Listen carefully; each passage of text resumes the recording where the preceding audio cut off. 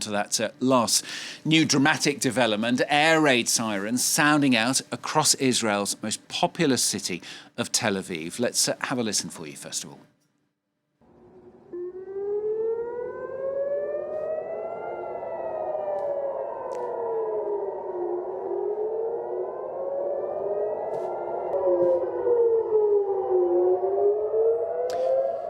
Well, Israel saying it intercepted a missile that was fired at the city. The first time Hezbollah has done that. Hezbollah claiming that attack now, saying it targeted a Mossad headquarters near Tel Aviv. Well, we're going to cross now live to Jerusalem, talk to our correspondent Irris Makler, who joins us from there. Irris, how worrying then is this missile attack on Tel Aviv? Well, it is the first time central Israel. That's an escalation, if you like, and it's part of what we watch. How far south does Israel fire? How does Hezbollah fire? How far north does Israel fire? So it was at 6:30 this morning, Hezbollah putting out a statement saying it was a surface-to-air ballistic missile aiming at the Mossad headquarters in retaliation for the exploding comms, the pagers, and the walkie-talkies that exploded across Lebanon. I was going to say in Beirut, but actually across Lebanon last week.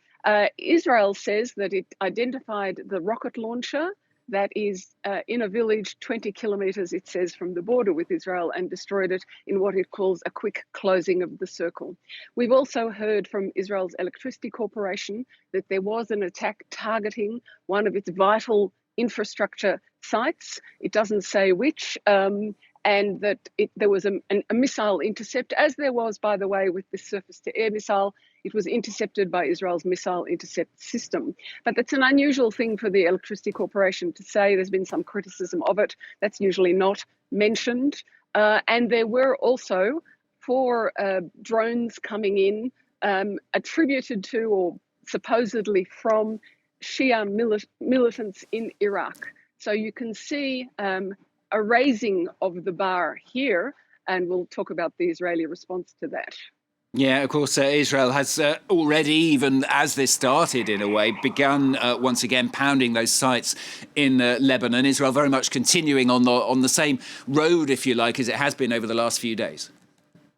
That's right. We heard after the rocket attack from Hezbollah, there was a statement by the IDF, that's the Israel Defense Forces spokesperson, in Arabic. It was directed to the citizens of Lebanon, and he told the people of South Lebanon not to return to their homes for their own safety. Israel is continuing its attacks, he said. So that message came across clearly. It came across clearly from the military chief of staff last night, who said now is not the time for a reprieve. Now is the time to go ahead at full tilt. I guess that's a classic military response when you're winning, which is what the Israeli military feels, that it had a good week and Hezbollah had a bad week. However, there's also a diplomatic track. You know, the whole family of nations is meeting in New York right now. The Iranian government is there. The Iranian president is there. Israel's prime minister is going supposedly tomorrow to address the UN. And it's known that what Israel is saying is asking the US to influence Iran not to support Hezbollah in this round of fighting.